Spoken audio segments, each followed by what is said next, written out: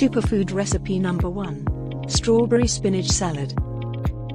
Strawberries are often considered a superfood, because they are packed with nutrients and health benefits. Here are 5. They are high in vitamins and minerals, rich in vitamin C, K, and B6, as well as potassium, magnesium, and manganese. They are high in antioxidants, anthocyanins, ellagic acid, and quercetin, which can help protect your body against damage from free radicals. They may reduce the risk of chronic disease. The antioxidants in strawberries have been linked to a reduced risk of chronic diseases, such as heart disease, cancer, and Alzheimer's disease. Strawberries may aid in weight loss. They are low in calories, and high in fiber, which can help you feel full and satisfied, leading to reduced calorie intake. And finally, they may improve blood sugar control.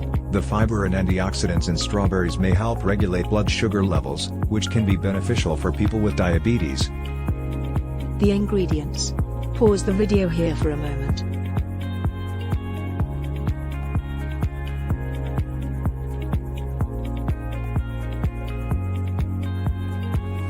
How to prepare the dressing.